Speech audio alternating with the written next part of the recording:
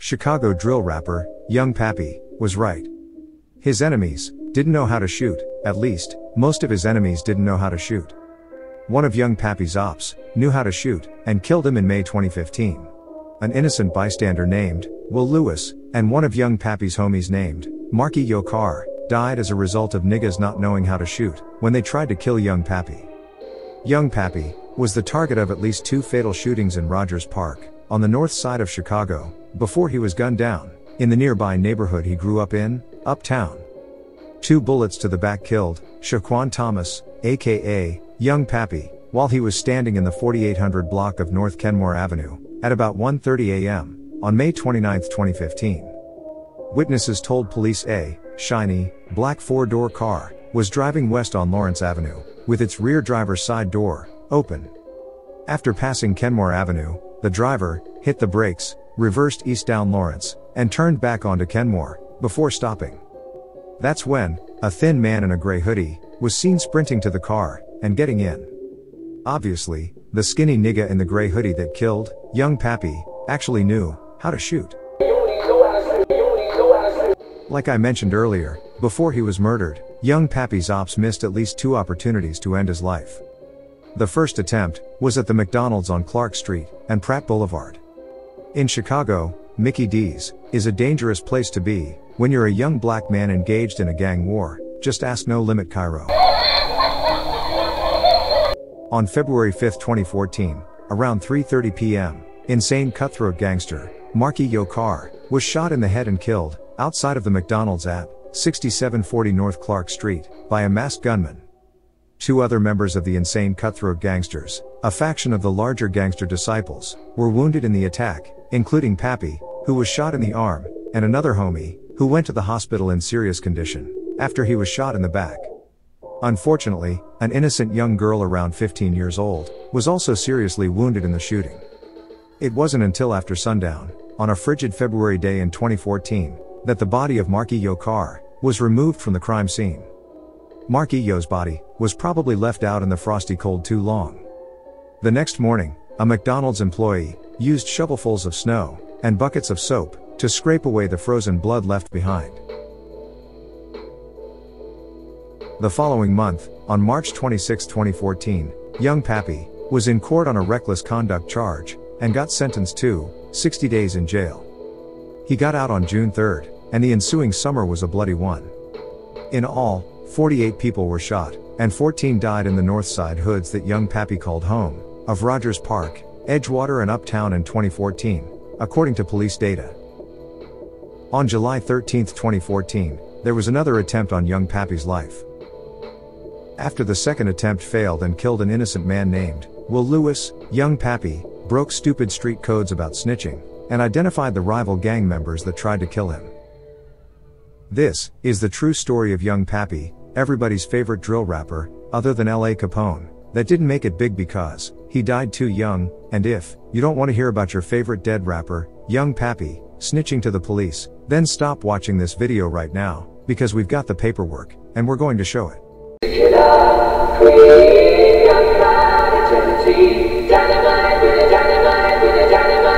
Was Young Pappy a killer?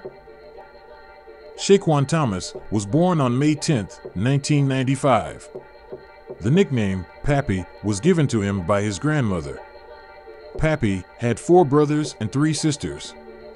His older brother, B.U. Double, and his younger brother, Tay Sav, are both struggle rappers who lack the charisma and wordplay that their more talented sibling possessed. After his parents split up when he was young, Pappy initially lived with his mom in the Uptown neighborhood of Chicago, where he associated with a faction of gangster disciples known as TFG, which stands for The Fucking Guys.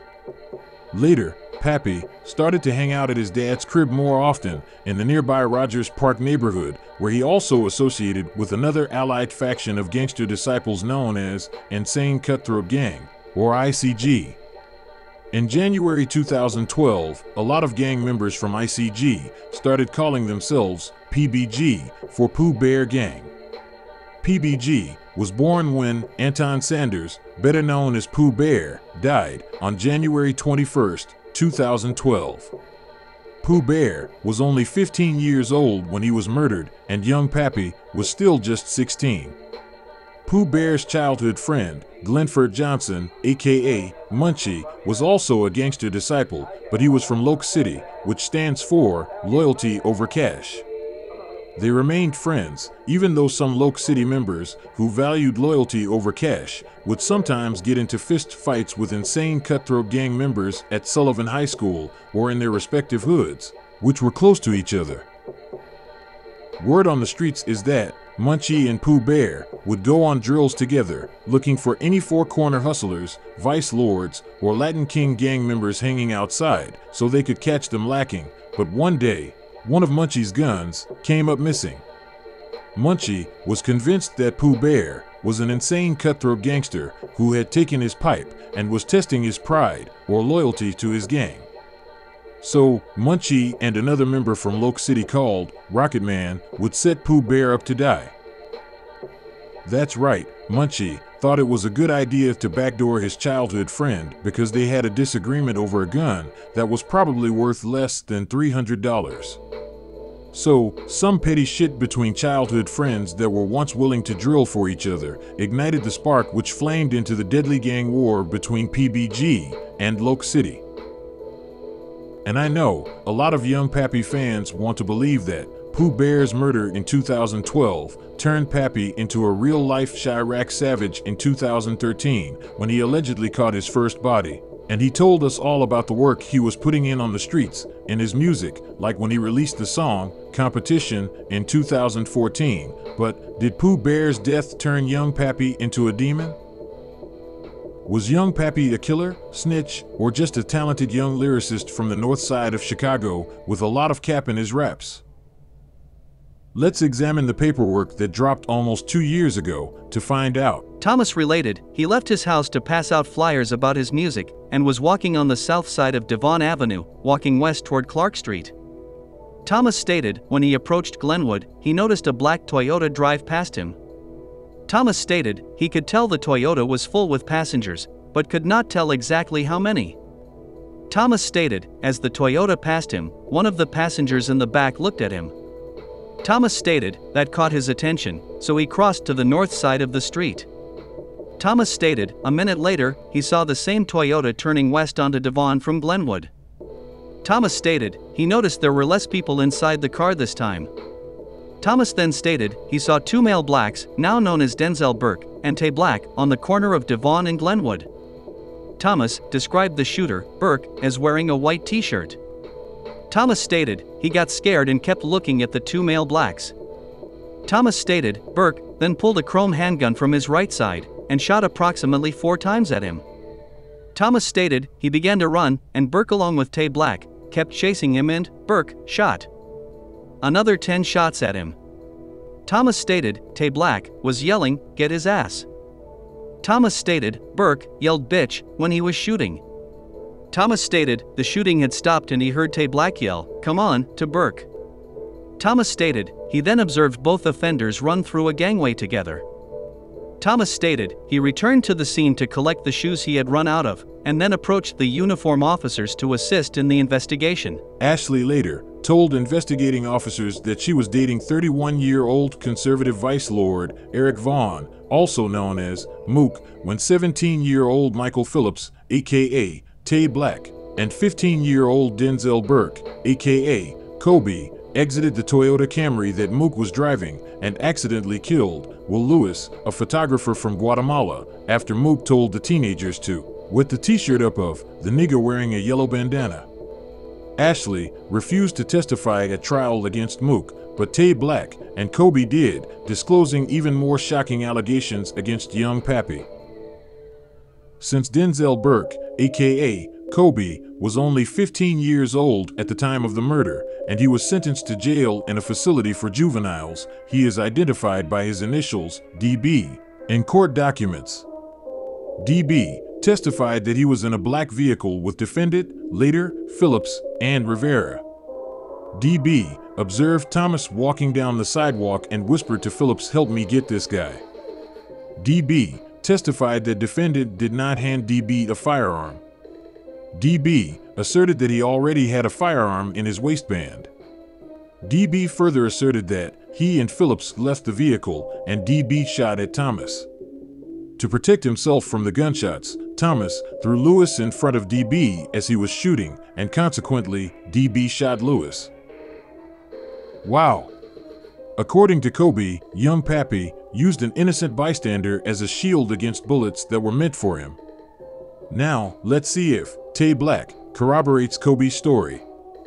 Phillips testified that he was in a black vehicle with defendant, later DB, and Rivera. Phillips observed Thomas walking down the sidewalk. Defendant then stopped the vehicle, handed DB a firearm, and before DB exited the vehicle, defendant motioned Phillips to exit the vehicle as well. Phillips and DB approached Thomas, and when DB pointed the firearm at Thomas, Thomas threw Lewis in front of him, and DB shot Lewis in the back. So, Young Pappy wasn't just a snitch, he was truly the scum of the earth.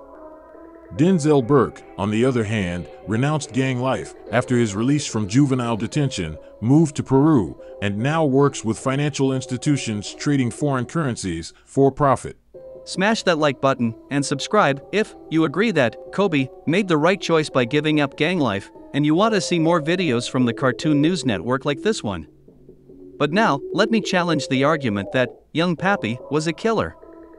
According to Young Pappy fanboys, Young Pappy killed Loke City member Blake Lamb in 2013 to retaliate for the murder of Pooh Bear. But one look at the murder report will reveal to anyone interested that the lone gunman was Jermel Dossi, better known as PBG Spaz. And if you still believe that Young Pappy killed Pooh Bear's former friend, Munchie, in 2014 to avenge his death, then you believe that a snitch got ran out of his shoes, used an innocent bystander as a shield, and cooperated with police in July of that year, and then killed his main enemy 2 months later, in September. Possible, but not likely. The only evidence that Young Ratty when the man's name was Young Pappy. Anyway, the only evidence that Young Pappy was a killer comes from his rhymes.